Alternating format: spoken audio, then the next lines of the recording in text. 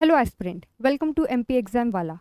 Today I am here with you to start one of the most important series of mains examination, which will be eventually very helpful for you for the students of 2019 mains as well as for the 2021 mains. तो आज हम basically आज मैं आपके सामने यहाँ present हूँ एक नई सीरीज़ के साथ, वो भी हिस्ट्री की हम सीरीज़ स्टार्ट करने वाले हैं। और हिस्ट्री की इस सीरीज़ में we will going to cover all the important topics of the history in 11 days including ancient medieval modern and post independence as well। हम सारा का सारा टॉपिक 11 डेज में कंटिन्यू 11 डेज में पूरा का पूरा करने की कोशिश करेंगे। तो आप कह सकते हो कि it will be very helpful for your revision, आपका क्विक रिवीजन हो जाएगा। और हम सिर्फ और सिर्फ इम्पॉर्टेंट टॉपिक्स यहाँ डिस्कस करने वाले हैं that will be going to help you for your 5 marker and 11 marker for 2021 mains and आपका जो 6 मार्कर और 15 मार्कर फॉर 2019 दोनों के लिए है। इस तरीके से बहुत ज़्यादा हेल्पफुल होगा। 3 markers we will not discuss in this series because 3 markers you can say there is much uncertainty in the 3 markers, वो कुछ भी पूछ सकते हैं आपसे। इसीलिए इस सेशन में ये जो हमारी सीरीज कंटिन्यू हो रही है आज से, इसमें सिर्फ हम मोस्ट इंपॉर्टेंट टॉपिक्स को डिस्कस करने वाले हैं that is important only for your mains. Are you getting my point? तो हम बिना टाइम वेस्ट किए लेट्स गेट स्टार्टेड। और आज हम डिस्कस करने वाले हैं Harappa civilization and Vedic age, दोनों के बारे में हम जानेंगे कि एक्चुअली में बेसिकली में कि आखिरकार एमपीपीएससी में किस तरीके के क्वेश्चंस मेंस में आते हैं। उसी बेसिस पे इस सीरीज़ को लेके आया है एमपी एग्ज़ाम वाला। और हम देखेंगे कि क्या क्या टॉपिक्स आपके लिए इम्पॉर्टेंट होते हैं और आपको क्या क्या कवर करना चाहिए। Hope the points are clear to you. तो अभी हम देखेंगे कि अभी बेसिकली आज हम इस सेशन में क्या क्या आपके टॉपिक्स को कवर करने वाले हैं। तो सबसे पहले तो आपका हड़प्पा सिविलाइजेशन है। हड़प्पा सिविलाइजेशन में हम जानेंगे डिस्कवरी, देन ज्योग्राफिकल एरिया, फिर उसके बाद features of the slide, then science and technology, religion, belief, political background, economic, socio and decline, art and craft as well. उसके बाद हम ऋग्वैदिक में आपका early Rigvedic and then later दोनों ही टॉपिक्स की हम बात करेंगे। जैसे कि सबसे पहले हम इसमें बात करेंगे geographical extension, then political organization, social age, economic, religion. So this is how we will move in this session. So in this session we are not going to discuss about the 3 markers, about the sites और उस sites में हमें क्या क्या evidences मिले हैं। That we will be going to cover in the prelims series. Prelims की भी series MP एग्जाम वाला लेके आएगा आपकी हिस्ट्री के लिए, और उसमें हम बेसिकली आपकी जो फैक्चुअल चीज़ें हैं वो काफ़ी डिटेल में वहाँ पे कवर करेंगे। Hope the points are clear. आगे बढ़ते हैं और सबसे पहले हम देखेंगे हड़प्पा सिविलाइजेशन। हड़प्पा सिविलाइजेशन के बारे में हम बात करेंगे। सबसे पहले तो एक पर्सन है, उनका नाम है चार्ल्स मैसन। चार्ल्स मैसन वो पर्सन है जिन्होंने अपना इंटरेस्ट दिखाया था किसके लिए, हड़प्पन सिविलाइजेशन को एक्सकेवेट करने के लिए या वहाँ के बारे में जानने के लिए। लेकिन क्योंकि वो वहाँ गए और उन्होंने क्या देखा, जैसे कि आपको इमेज में दिख रहा है, इमेज में आपको क्या दिख रहा है, उन्होंने क्या देखा कि यहाँ पर जो ईंट लगी हुई है, आपको जैसे ईंट दिख रही होंगी, तो ईंट जो है वो आज भी उनको किस तरीके की दिखाई दे रही थी, बिल्कुल न्यू दिखाई दे रही थी। जैसे कि ये बिल्कुल ज़्यादा पुरानी हो ही ना, 250 साल ही पुरानी हो, तो उन्होंने ज़्यादा इंटरेस्ट दिखाया नहीं, बिल्कुल भी इंटरेस्ट नहीं दिखाया। तो यहाँ पर उनकी जो एक्सकवेशन की जर्नी थी, जो आगे बढ़नी थी, वो आगे नहीं बढ़ पाई और वहीं पे स्टॉप हो गई, क्योंकि उन्हें लगा ही नहीं कि ये कई साल पुरानी हो सकती है। जैसे कि आप सभी जानते हैं कि इंडस वैली सिविलाइजेशन की अगर बात की जाए तो इंडस वैली सिविलाइजेशन लगभग आपकी 4700 ईयर्स एगो, इतनी साल पुरानी है। लेकिन क्योंकि ईंटों को देख के ऐसा लगा ही नहीं, तो चार्ल्स मैसन जो आपके जो पर्सन है, इन्होंने क्या किया कि इन्होंने ज़्यादा इंटरेस्ट नहीं दिखाया। एक और इंटरेस्टिंग बात मैं आपको बता देना चाहती हूँ, और वो ये है कि हड़प्पा सिविलाइजेशन की जो ईंटें हैं उनको तो कई बार, यू वोंट बिलीव, कि उनको तो उठा के रेलवे लाइंस में भी लगा दी गई थी।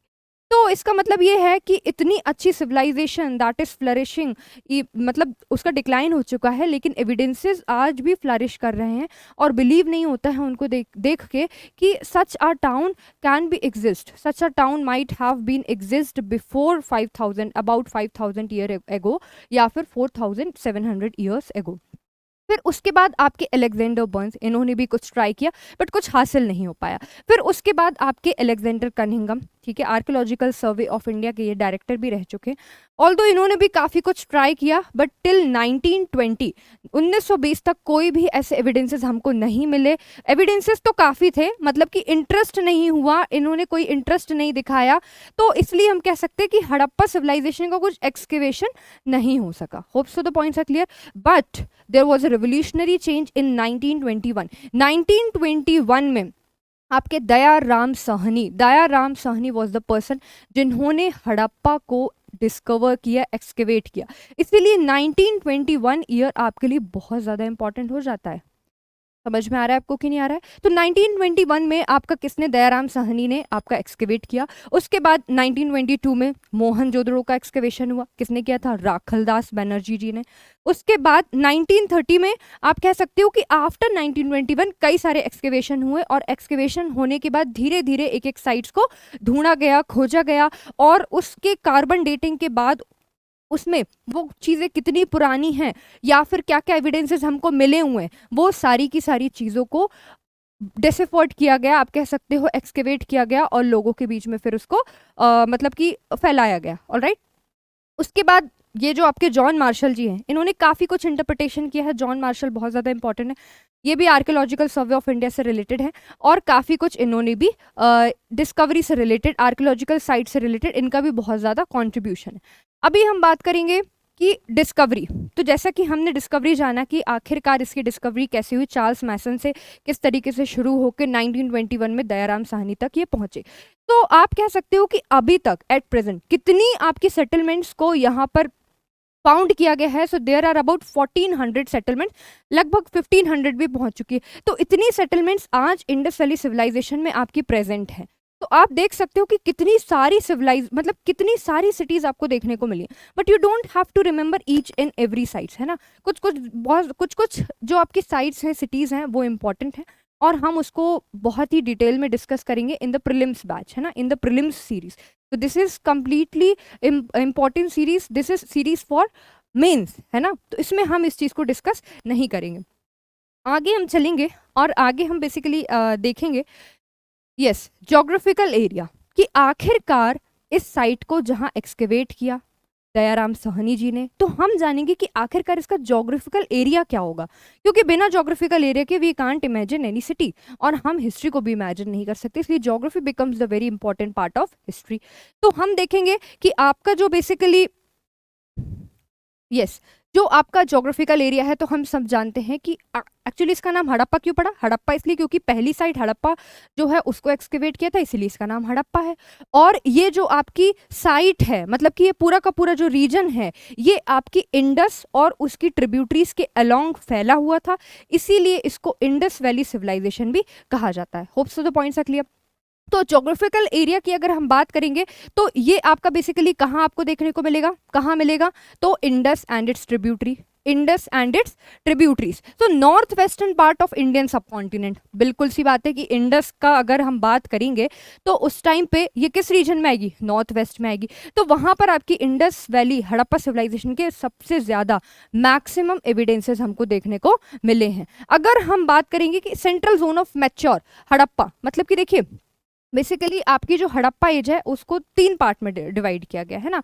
एक तो आपकी just initial phase, then mature phase, then declining phase, वो मैं अभी आपको डिस्क्राइब करके बताऊंगी, तो आपको बहुत अच्छे से समझ में आएगा। तो यहाँ पे बात हो रही है कि basically in central zone of mature Harappan culture lies in Sindh वाले रीजन में एंड पंजाब। तो बिल्कुल बिल्कुल सही बात है, क्योंकि Indus valley civilization, Indus river और उसकी ट्रिब्यूटरीज बेसिकली कहाँ पर है, तो आपके पंजाब वाले रीजन में है और सिंध वाले रीजन में, that is north west part. तो वहां पे मैच्योर हड़प्पन फेज के आपको एविडेंसेस देखने को मिलेंगे। फिर उसके बाद हम बात करेंगे कि आखिरकार ये जो सिविलाइजेशन है which was flourished about 4700 years ago, इसका शेप क्या था, शेप कैसा था, तो ट्राइंगुलर शेप का था, उस तरीके से ये फैली हुई थी, है ना। तो एरिया कैसा था इसका, ट्राइंगुलर। अगर हम बात करेंगे कि कंटेम्प्रेरी सिविलाइजेशन इसके कौन कौन सी थी, तो आपको बच्चों ये भी याद रखना है, मेसोपोटामिया सिविलाइजेशन, देन इजिप्ट की सिविलाइजेशन एंड देन चाइना। ये सारी की सारी सिविलाइजेशन आपके हड़प्पा सिविलाइजेशन के कंटेम्प्रेरी थी। ये पॉइंट्स आपको पता होना ही चाहिए। समझ में आए कि नहीं? सो मूविंग फर्दर हम देखेंगे कि बिल्कुल देखेंगे major sites of Indus valley civilization, though we will not go into the deep, लेकिन हम इसके बारे में जानेंगे। तो आप देखिए, हम बात कर रहे हैं कि मेजर साइट्स की। तो मेजर साइट्स में जैसे कि आप यहाँ पे देख पा रहे हो हड़प्पा सिविलाइजेशन, हड़प्पा, हड़प्पा को आप देख पा रहे हो। फिर यहाँ पर आपका मोहनजोदड़ो है सिंध प्रोविंस में पाकिस्तान में। जो आपका हड़प्पा है वो इंडस रिवर के किनारे है, मोहनजोदड़ो आपका रावी रिवर के किनारे है। फिर यहाँ पे आपका कालीबंगन है राजस्थान वाली रीजन में, राखीगढ़ी है हरियाणा में, आपको पता होगा राखीगढ़ी जो है वो इंडिया की सबसे लार्जेस्ट हड़प्पन साइट है ना, आईवीसी साइट है। देन धोलावीरा जो कि वाटर मैनेजमेंट के लिए जिसका नाम सबसे ज़्यादा फेमस है, दैट इज धोलावीरा, ये आपके गुजरात वाले रीजन में है। उसके बाद हम लोथल की बात करेंगे, लोथल जहाँ पे हमें राइस के एविडेंसेस मिले हैं। Are you getting my point or not?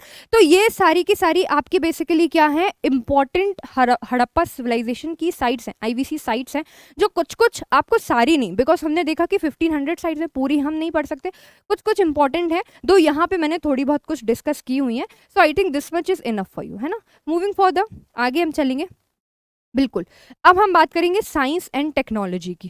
Science and technology की बात कर रहे हैं हम कि आखिरकार हड़प्पा पीपल, मतलब कि हड़प्पा सभ्यता के जो लोग थे, वहाँ के जो लोग थे, आखिर क्यों इतना नाम उसका, means why this civilization is famous all over the world, आखिर ऐसा क्या रीज़न है? तो बच्चों उसके मल्टीपल रीजन्स हैं, उसमें से एक रीज़न आपका साइंस एंड टेक्नोलॉजी भी है। साइंस एंड टेक्नोलॉजी में कैसे कि जैसे कि आपके जो हड़प्पा सिविलाइजेशन है, मैं आपको थोड़ा सा क्लियर करती हूँ, है ना, जस्ट अ सेकेंड। ओके, आप यहाँ पे समझने की कोशिश करना, ठीक है। आपको समझना क्या है, देखिए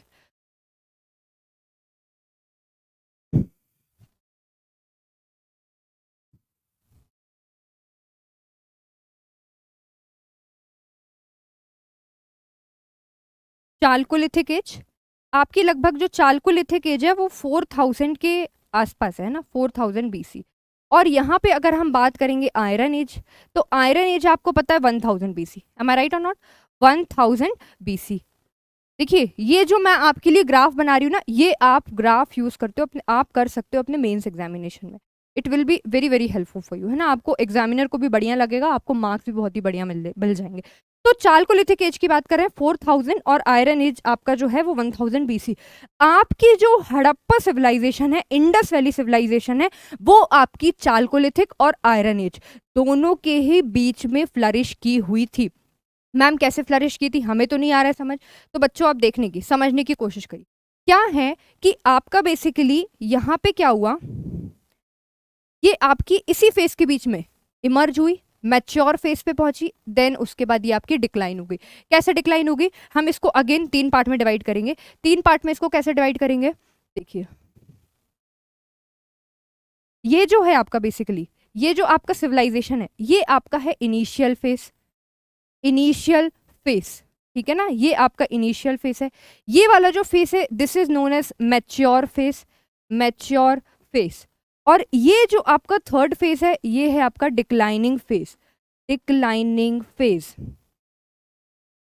तो बेसिकली अगर हम हड़प्पा सिविलाइजेशन को एक अर्बन सिविलाइजेशन बोल रहे हैं, तो इसका मतलब है किसी भी चीज को अर्बन सिविलाइजेशन बनने के लिए कुछ ना कुछ रूरल इनपुट की जरूर आवश्यकता होती है। अगर हम आज के रेफरेंस में प्रेजेंट कॉन्टेक्स्ट में इस चीज को रिलेट करेंगे, तो अगर हम देखें कि अगर Modi ji make in India की बात कर रहे हैं, तो क्या मेक इन इंडिया में हर चीज अर्बन ही होगी? बिल्कुल नहीं। जब तक एक रूरल इनपुट नहीं मिलेगा, रूरल इम्पटस नहीं मिलेगा, एग्रीकल्चर का सरप्लस डेवलपमेंट नहीं होगा, डोमेस्टिकेशन नहीं होगा, पोल्ट्री फार्मिंग हॉर्टिकल्चर ये चीजें नहीं होंगी, तो क्या मेक इन इंडिया बन सकता है? नहीं। तो क्या हम लोअर लेवल को भूल जाएंगे? बिल्कुल नहीं। तो यही आपकी बात हो रही है। अगर हम देखेंगे इसका टाइम पीरियड, मैच्योर फेस का टाइम पीरियड, तो ये आपका लगभग फ्लरिश करता है 750। वैसे तो बुक्स में आपको जो इसका टाइम पीरियड है ना वो थोड़ा सा डिफरेंट मिल जाएगा, बट कोई दिक्कत वाली बात नहीं, आप लोग इस नंबर को कंसिडर कर सकते हो। 2700 बीसी टू आपका 1750 बीसी। उसके बाद जो है बेसिकली यहाँ से आपका डिक्लाइन चालू हो जाता है, और यहाँ से आपका इनिशियल फेस चालू हो रहा है। मतलब कि इनिशियल फेस में आपका क्या हो रहा है इनिशियल फेस में इंडस वैली, मतलब कि हड़प्पा सिविलाइजेशन के जो लोग हैं, जो वहाँ के पीपल हैं, वो चीज़ों को समझने की कोशिश करेंगे कि भाई हम एग्रीकल्चर में अच्छा कैसा करें। हमें पता है कि वहाँ बीड मेकिंग के एविडेंसेस मिले हुए हैं, तो भाई बीड बनाएंगे कैसे। अगर हम बात करेंगे कि हमें वाटर हार्वेस्टिंग के सिस्टम, वाटर हार्वेस्टिंग के अच्छे एविडेंसेस वहाँ पे मिले हुए हैं, तो भाई वाटर हार्वेस्टिंग के आपको फिर एविडेंसेस अगर मिले हैं तो कहीं ना कहीं उनका दिमाग तो चला हो गया ना, चला होगा कि नहीं होगा। तो ये सारी की सारी चीज़ें उन्होंने इनिशियल फेज में समझी कि हम आखिरकार ग्रो कैसे करेंगे। समझ में आया? जैसे आप भी प्रिपरेशन करते हो तो आपकी भी फेजेस होती होगी। इनिशियल फेज जिसमें आप देखते होगे कि भाई हिस्ट्री कैसे पढ़ना है, कौन सी बुक्स पढ़े, इससे पूछोगे उससे पूछोगे, यूट्यूब सर्च करोगे। फिर उसके बाद you will be going to mature phase. आपका सिलेक्शन हो जाता है तो देन डिक्लाइनिंग फेज समझ लो आप, और नहीं हो पाता है तो इंटरेस्ट चला जाता है तो भी डिक्लाइनिंग फेज है। तो this is how you can relate. तो आपका this one is initial phase. समझ में आया कि नहीं? तो इस इनिशियल फेज को क्या नाम दिया गया है ये आप लोग नोट डाउन कर सकते हैं, regionalism. This is the phase of regionalism. ये रीजनलिज्म का फेज है। समझ में आया कि नहीं? This is the phase of regionalism. Mature phase की हम बात करेंगे तो mature phase is the phase of integration. Mature phase आपका कौन सा फेज है? इंटीग्रेशन का फेज है। इंटीग्रेशन, इंटीग्रेशन ऑफ साइट्स, अभी मैं आपको बताती हूँ। और जो आपका थर्ड फेज है दैट इज लोकलाइजेशन। लोकलाइजेशन, अगर आपका इंडस वैली का कोई भी क्वेश्चन आता है and if you are making this, तो definitely you will be going to get more marks than other students, I can bet you. तो देखिए अभी मैं आपको अच्छे से समझाती हूँ एक्चुअली इसमें क्या है। अगर हम हड़प्पा सिविलाइजेशन की बात कर रहे हैं तो हड़प्पा सिविलाइजेशन आपके 3 फेज में डिवाइड है। कौन कौन से 3 फेज है? Initial phase, mature phase and declining phase. आपका जो हड़प्पा सिविलाइजेशन है वो बेसिकली चालकोलिथिक एज और आयरन एज के बीच का पार्ट है। इनिशियल फेज में जब हड़प्पा पीपल्स ने समझने की कोशिश की कि हम ग्रो कैसे करेंगे, साइंस एंड टेक का यूज कैसे करेंगे, एग्रीकल्चर कैसे करेंगे, so that is the phase of regionalism. मतलब कि इनिशियल फेज, समझ में है, जहां वो डिफरेंट रीजन्स को डेवलप करने का सोच रहे हैं। उसके बाद जब हम मैच्योर फेज पे आते हैं तो mature phase is the phase of integration. Integration का क्या मतलब हो रहा है यहाँ पे? इंटीग्रेशन मीन्स कि डिफरेंट साइज अब completely डेवलप हो चुकी हैं। They are expertise in agriculture now, in pottery making, in trade and etcetera. तो this is the phase of integration जहां बहुत सारी साइट्स अब डेवलप हो चुकी। थर्ड है हमारा डिक्लाइनिंग फेज, और declining phase is the phase of localization. मतलब कि चीजें अब डिक्लाइन हो चुकी हैं, थोड़ी बहुत जो भी कुछ चीजें बची हैं वो लोकल्स में बची हुई। समझ में आए कि नहीं? तो इस तरीके से आपकी जो हड़प्पा सिविलाइजेशन है वो चालकोलिथिक और आयरनिश दोनों की ही बीच का पार्ट है। बट मैम हम कहेंगे कि मैम जैसे कि हमने सुना है कि हड़प्पा सिविलाइजेशन जो है, Harappa civilization basically it is not chalcolithic. हमने तो सुना है मैम कि इट इज ब्रॉन्ज एज। बिल्कुल आप सही कह रहे हो। इधर से हमको ये समझ में आ रहा है कि चालकोलिथिक के बाद का पोर्शन है, मतलब कि कॉपर तो इनको मिल चुका है। समझ में आ रहा है कि नहीं आ रहा है? आयरन एज बाद में है, मतलब कि इनको अभी आयरन के बारे में कुछ भी नहीं पता है। बिल्कुल समझ में आया कि नहीं? इनको अभी आयरन के बारे में कुछ भी नहीं पता है। इनको अभी किसके बारे में पता है? कॉपर के बारे में। लेकिन क्योंकि इनकी साइंस एंड टेक्नोलॉजी बहुत ही बढ़िया थी, इसलिए जो हड़प्पा पीपल थे they were also knowing about the use of the tin. और आप सभी को पता है कि जब कॉपर में आपका टिन मिल जाता है सो इट बिकम ब्रॉन्ज, और इसीलिए आपकी जो हड़प्पा सिविलाइजेशन है उसको ब्रॉन्ज एज कहा जाता है। ब्रॉन्ज एज, और ब्रॉन्ज एज आपके लिए बहुत इंपॉर्टेंट है। क्यों? क्योंकि ब्रॉन्ज अगर बन जाता है तो उससे हम कई सारी चीज़ों को डेवलप कर सकते हैं। तो ये मैंने आपको फेस इसीलिए भी बता दिया ताकि आपको प्रॉब्लम ना हो जानने में जब मैं आपको साइंस एंड टेक्नोलॉजी पढ़ाऊंगी। ठीक है, तो हम वापस से अपने पॉइंट्स पे चलेंगे, साइंस एंड टेक्नोलॉजी पे। तो यहाँ पर हम देखेंगे दे न्यू माइनिंग, उनको माइनिंग भी पता थी। देन उसके बाद मेटल वर्क, मेटल वर्क भी इनको पता था कि भाई मेटल का यूज कैसे करना है। जैसे कॉपर में टिन मिलाया तो ब्रॉन्ज बन गया। Getting my point? उसके बाद इन्होंने वेल प्लान्ड बिल्डिंग, आखिरकार हड़प्पा सिविलाइजेशन जानी ही उसके टाउन प्लानिंग के लिए जानी जाती है। तो ये पॉइंट बिल्कुल इंपॉर्टेंट हो जाएगा। फिर उसके बाद they were also knowing the manufacturing of gypsum cement, cement को कैसे बनाना है उनको इसका भी इस्तेमाल पता था। Getting my point? उसके बाद पब्लिक बाथ, जहाँ पब्लिक बाथ में जो उनकी बेसिकली आप देख सकते हो यहाँ पे पिक्चर में मोहनजोदड़ो की पिक्चर है, जहाँ ये ग्रेट बाथ की पिक्चर है बेसिकली, है ना, जो कि आपके मोहनजोदड़ो में आपका एक्सकवेट हुआ था। तो यहाँ पर आपको भले ही अभी तो ये टूटा फूटा दिख रहा होगा, नो डाउट, लेकिन यहाँ पर उन्होंने यहाँ बेसिकली नीचे नीचे उन्होंने टार का यूज किया था ताकि पानी लीक ना हो। उसके बाद यहाँ पर इनलेट और आउटलेट की भी प्रॉपर व्यवस्था की गई थी, जो कि हम आज के ज़माने में स्विमिंग पूल में करते हैं कि नहीं। और आप देख सकते हो यहाँ आसपास चेंजिंग रूम्स भी बने हुए थे। सो ऐसा माना जाता है कि this is for ritual bathing या किसी और भी पर्पस के लिए इसको यूज़ किया जाता है, क्योंकि इसकी जो राइटिंग है वो अभी तक डिसिफर्ड नहीं हुई है, तो हम इसका भी अंदाजा नहीं लगा सकते। ठीक है, तो ये आपका हो गया बेसिकली साइंस एंड टेक्नोलॉजी के बारे में related to Harappan civilization. Moving towards the next, features of Harappan civilization. Harappa civilization के क्या क्या फीचर्स हैं हम उसको डिस्कस करते हैं। और ठीक है, तो हड़प्पा सिविलाइजेशन के फीचर्स को डिस्कस करेंगे, उसके लिए आपको फिर से मैं आपके लिए डायग्राम बनाती हूँ। ये डायग्राम आपके लिए हेल्पफुल है, you can use it in your mains answer writing, definitely you will get good marks. तो देखिए, समझने की कोशिश करेंगे हम। ऐसा समझते हैं, ओके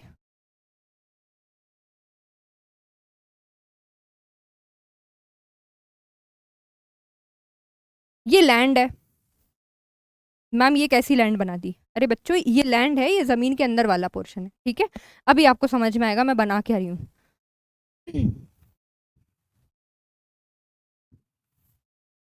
अभी you have to understand, basically अभी आपको समझना पड़ेगा।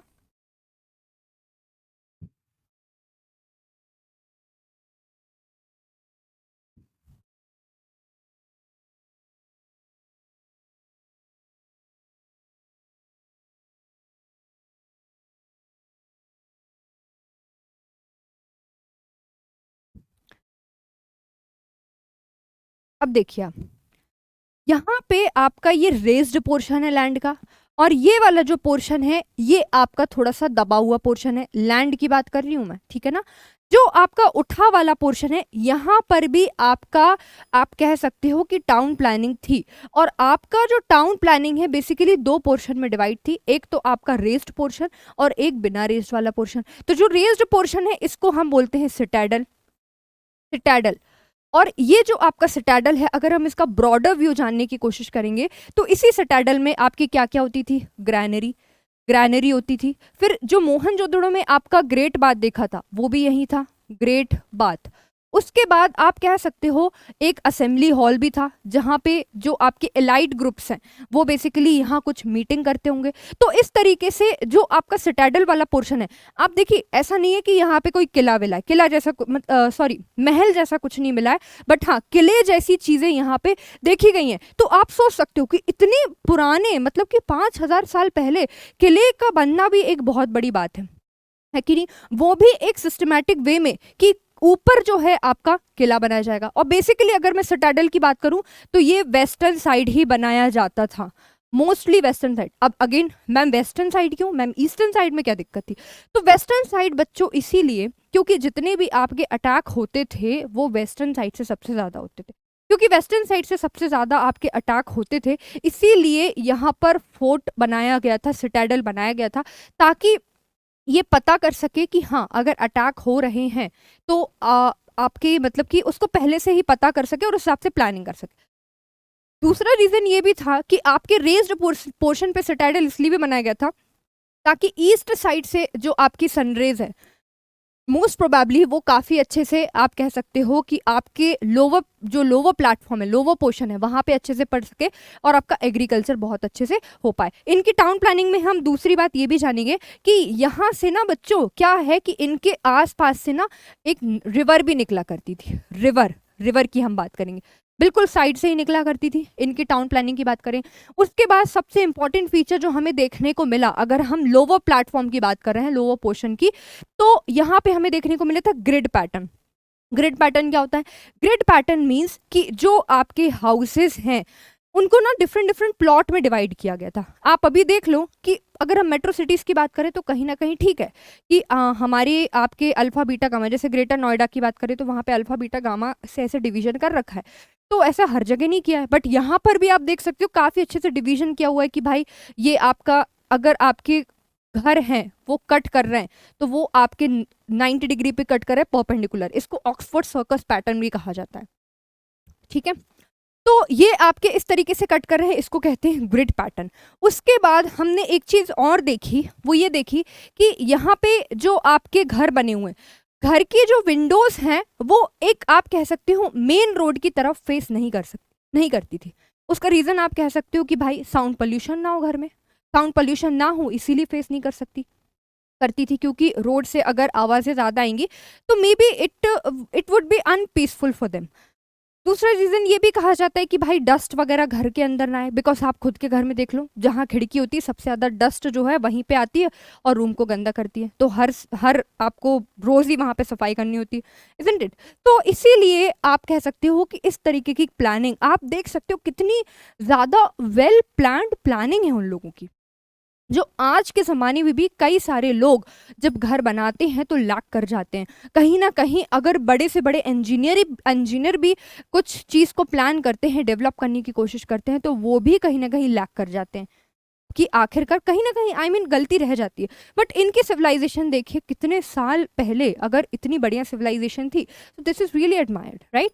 ठीक है, तो इस तरीके से आपकी प्लानिंग थी। उसके बाद इनका जो घर था, अगर हम थोड़ा घर का ब्रॉडर व्यू देखेंगे तो घर के ब्रॉडर व्यू में हम देखेंगे कि इनके घर में आप कह सकते हो ये हाउस, मतलब कि ये रूम वगैरह बने हुए थे, फिर एक सीढ़ियां भी बनी हुई थी, मतलब कि यहाँ की जो प्लानिंग थी वो आपकी डबल स्टोरी या थ्री स्टोरी हाउस होते थे। तो सीढ़ियां रहेंगी कि नहीं रहेंगी, हर घर में कुआं भी होता था, वेल भी होता था। उसके बाद इनकी सबसे अच्छी बात ये थी कि बाथरूम इनकी जो थी वो उस साइड होती थी जहां से डायरेक्टली वो अटैच होके कहाँ पे चले जाए, आपकी ड्रेनेज लाइन में। तो यहाँ से रोड के अलोंग ड्रेनेज लाइन भी रन करती थी, तो जिससे क्या होता था, जो आपकी वॉशरूम है, बाथरूम है, उसका जो भी आपका मटेरियल है वो सीधे ड्रेनेज लाइन में कनेक्ट हो जाता है। अगर हम ड्रेनेज लाइन की बात करें तो ड्रेनेज लाइन की अगर हम बात करेंगे तो हम देखेंगे कि उनके drainage system that was covered अच्छे तरीके से स्लोप होता था, ताकि कहीं पे कोई प्रॉब्लम ना जाए in the flowing of drainage, जो भी आपका वेस्ट मटेरियल उसके फ्लो में कोई प्रॉब्लम ना जाए। तो आप देख सकते हो कि कितने अच्छे तरीके से प्लानिंग को इन्होंने मतलब कि प्लान की थी और एक सिविलाइजेशन को वहां पे बसाया था। I hope the points are clear. Upper citadel, lower citadel क्यों वेस्ट साइड है और ये लोग क्यों ईस्ट साइड हैं, आपको ये समझ में आया होगा। और अगर विंडो ऐसी है तो भाई उसका फेस जो है वो मेन रोड की तरफ क्यों नहीं है। तो मैंने आपको मेरी जो पहली वीडियो थी history strategy to cover the portion of history, उसमें मैंने आपको एक कोड बताया था, IFSC code, that is initiation by you, F facts, history के facts, then C that means concept. So these are all concepts कि भाई ऐसी चीज यहाँ पे क्यों है, गेटिंग माई पॉइंट। और उसके बाद लास्ट आपका क्या था, सी कॉन्सेप्ट, स्टोरी। तो स्टोरी की बात हम करते हैं महात्मा, जब हम बुद्ध पढ़ते हैं जैनिज्म, तो अभी यहाँ पे कॉन्सेप्ट की बात हो रही है। सो this is how it works, ठीक है। नेक्स्ट, अभी हम दूसरे पॉइंट पे चलेंगे।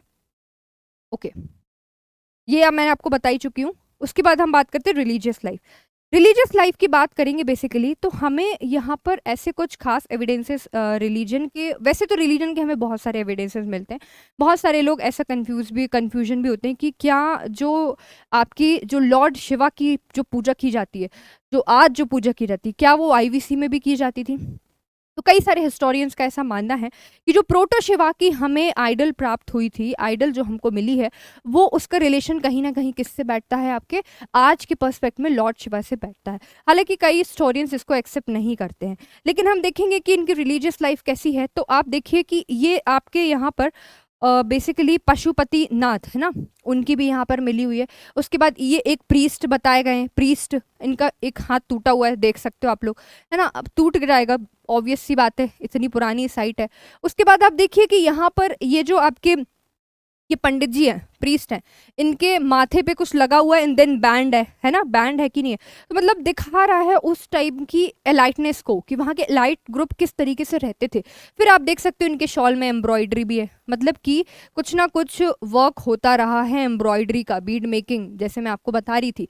फिर उसके बाद हम बात करते हैं कि मदर गॉडेस की भी हमको यहाँ पर एविडेंसेस मिले हैं। मदर गॉडेस के एविडेंसेस में हमको ये पता है कि जो आपकी मदर गॉडेस है उसको हमने रिलेट किया है अर्थ से, क्योंकि यहाँ पर फर्टिलिटी की बात होती है और जो आपकी अर्थ है वो काफ़ी सारी जो चीज़ें हैं उसको ग्रो करने में हेल्प करती हैं और उन्हें सस्टेन करती हैं। इसीलिए उसका रिलेशन आज के पर्सपेक्ट में, प्रेजेंट डे के कॉन्टेक्स्ट में अगर हम रिलेट करेंगे तो आपका यहाँ पे बेसिकली क्या हो जाएगा, मदर गॉडेस की बात हो जाएगी, है ना। उसके बाद हम देखेंगे कि ये जो आपकी है योनि वर्शिप वो भी बहुत ज़्यादा चलती थी, और वन हॉर्न यूनिकॉर्न है ना, उसकी भी काफ़ी ज़्यादा पूजा वगैरह होती थी। अगर हम बात करेंगे तो देखिए, clay figurine of mother goddess were worshipped as the symbol of fertility. क्यों फर्टिलिटी का एज ए सिंबल वर्शिप करते हैं ये मैंने आपको अभी समझाया, दैट वाज द कॉन्सेप्ट। फिर उसके बाद है a seated figure of male god carved on a small stone seal is also found. ये जैसे कि सीटेड गॉड किस तरीके से बैठे हुए हैं ये उसका एविडेंस है, ये मैंने आपको अभी बताया। नेक्स्ट है आपका numerous symbol of phallus, phallus and female sex organ made of stone have been the object of worship. This is because fertility, मतलब कि आप कह सकते हो लाइफ को आगे बढ़ाने और सस्टेनेंस का काम कर रहे हैं, तो इसीलिए इसको वर्शिप किया जा सकता है, क्योंकि हम ऐसा मान सकते हैं।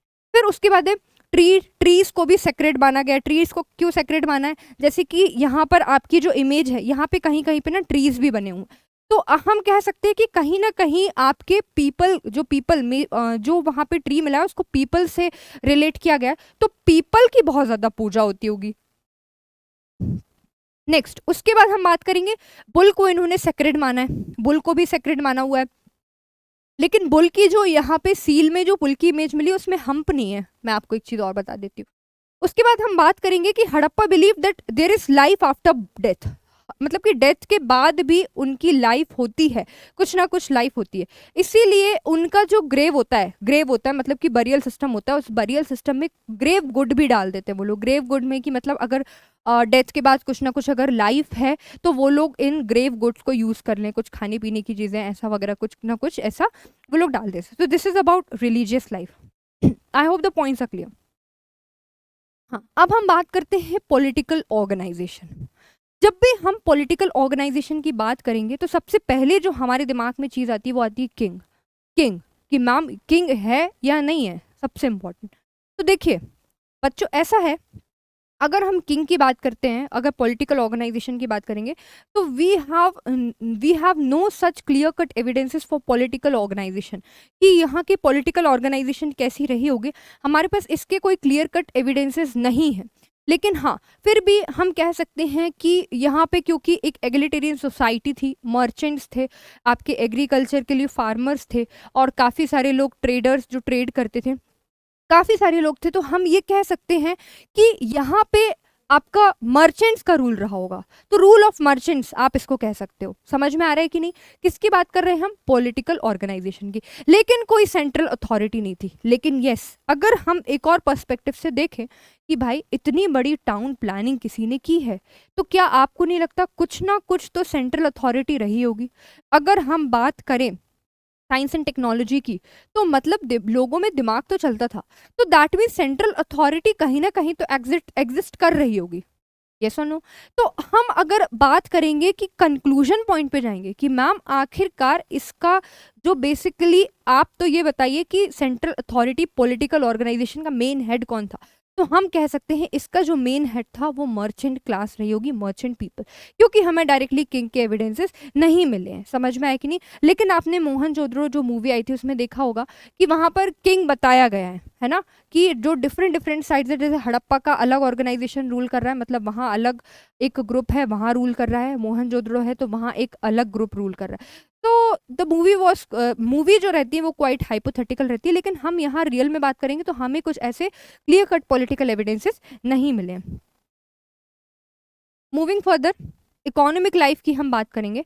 देखिए इकोनॉमी की हम बात कर रहे हैं, अगर इकोनॉमी की बात हो रही है तो इकोनॉमी की अगर हम बात करेंगे तो हमें कुछ कुछ चीज़ें क्लियर होनी चाहिए। मैं आपको बता देती हूँ कैसी क्लियर चीज़ें होनी चाहिए। सबसे पहली चीज़ तो आपको यही पता होनी चाहिए कि अगर if we are talking about economy, तो मतलब कि इकोनॉमी की बात हो रही है, मतलब प्रोडक्ट होना चाहिए, प्रोडक्ट होना चाहिए कि नहीं। इकोनॉमी की बात हो रही है तो प्रोडक्ट होना चाहिए। अगर प्रोडक्ट है तो उस प्रोडक्ट को मूव करने के लिए, आपको आगे बढ़ाने के लिए एनेबलर की जरूरत होनी चाहिए। एनेबलर ये चीज़ें, ये 2 चीज़ें तो होनी ही चाहिए। अब जैसे कि मैम प्रोडक्ट कैसा, तो प्रोडक्ट ऐसा थोड़ी होगा कि ईंट बेचने चलेगा, ऐसा नहीं होता है। कुछ स्पेशलाइजेशन होना चाहिए, जैसे कि उनके पास था बीड मेकिंग, कई सारे इतने सुंदर सुंदर ऑर्नामेंट्स, ज्वेलरीज हड़प्पा सिविलाइजेशन में देखने को मिली हैं, जो ये बताती हैं कि उनका बहुत अच्छा स्पेशलाइजेशन था बीड मेकिंग में। लेकिन जैसे कि प्रोडक्ट में मैंने आपको बात करी बीड की, उसके बाद दूसरे प्रोडक्ट्स हैं जैसे कि आपके मिनरल्स, मिनरल्स की बात करेंगे जैसे कि आपका कॉपर। इंडिया के जो खेतड़ी माइंस है जो कि राजस्थान में, वहां से कॉपर को एक्सपोर्ट किया जाता था, तो ये आपका दूसरा हो गया।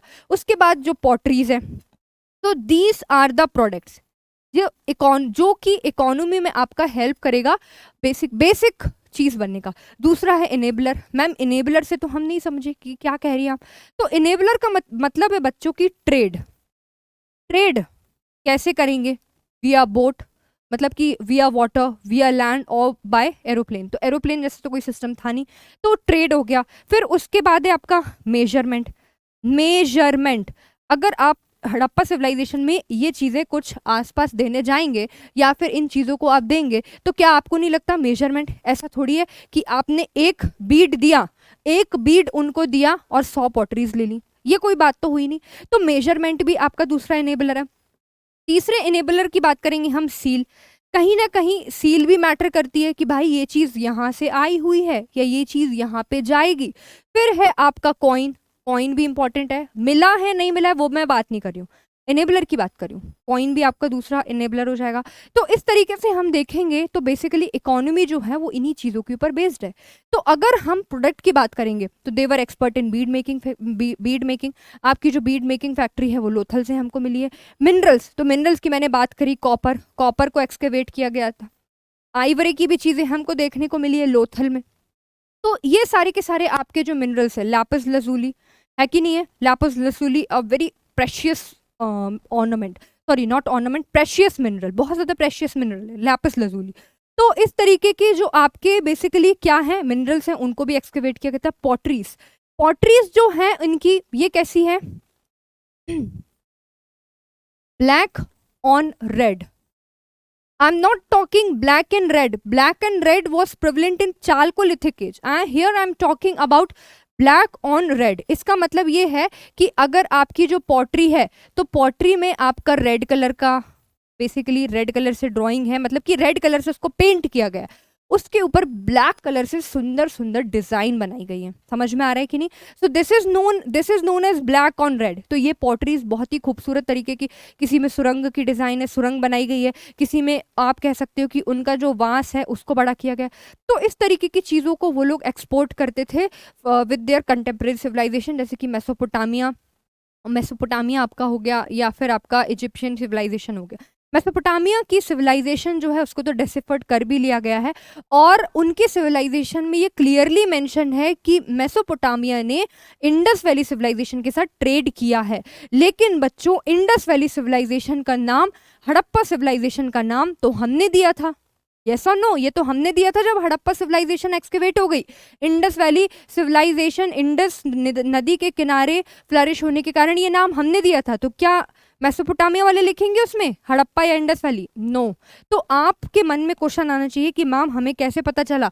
तो ये आपको पता होना चाहिए कि मेसोपोटामिया सिविलाइजेशन की जो स्क्रिप्ट है उसमें मेलुहा, मेलुहा नाम से जो शब्द का यूज किया गया है, मेलुहा शब्द का, तो ये एक्चुअली किसके लिए यूज किया गया? तो हड़प्पा सिविलाइजेशन के लिए यूज किया गया। समझ में आया कि नहीं? तो ये आपका बेसिकली क्या हो गया? किसकी बात कर रहे थे हम? इकोनॉमी। तो इकोनॉमी जो है वो इस पे बेस्ड है। फिर हमने एग्रीकल्चर की तो बात यहाँ की नहीं, जो कि बहुत ज्यादा इंपॉर्टेंट है एग्रीकल्चर। तो आपका जो प्रोडक्ट की हम बात करेंगे एग्रीकल्चर, एग्रीकल्चर बहुत ज्यादा इंपॉर्टेंट है क्योंकि इंडस रिवर है, तो एग्रीकल्चर ऑब्वियस सी बात है फ्लरिश बहुत अच्छे से करेगा। और वहां पर हम ऐसा नहीं कह सकते कि उनका जो प्रोडक्शन था that was sustainable. No, it was surplus. It was surplus इसीलिए उसको बाहर भी एक्सपोर्ट किया जाता था। समझ में आया कि नहीं? तो एग्रीकल्चर, तो इनकी इकोनॉमी इस पर डिपेंडेंट थी। अगर हम बात करेंगे ट्रेड, तो बिल्कुल ट्रेड की हमने बात करी, मेलुहा जो मेसोपोटामिया है वो इससे ट्रेड करते थे। फिर मेजरमेंट की बात करेंगे तो बिल्कुल ये लोग कुछ क्यूब लाइक की चीज़ों को इस्तेमाल करते थे, ऐसी कुछ चीज़ें मिली हैं जिससे मेजरमेंट का पता चलता है, हमें पता चलता है। फिर अगर हम सील की बात करेंगे, नो डाउट सील भी हमको देखने को मिली है, और सील में कहीं ना कहीं एनिमल्स के सिंबल हमको देखने को मिले, और कहीं ना कहीं हम ऐसा मानते हैं कि जो एनिमल्स के सिंबल्स हैं वो रिलीजियस इंटरप्रिटेशन को बता रहे हैं, मतलब कि वो बता रहे हैं दे आर टेलिंग कि जो आईवीसी है उसका रिलीजन के रिलीजियस सेंटिमेंट्स है उसका, समझ में आ रहा है कि नहीं। फिर उसके बाद हम बात करेंगे कॉइन की, तो कॉइन जैसी चीजें हमें यहाँ पे देखने को नहीं मिली है ना। इकोनॉमिक लाइफ में हम बात करेंगे, तो जैसे कि अभी हमने डिस्कस किया, क्या डिस्कस किया बच्चों,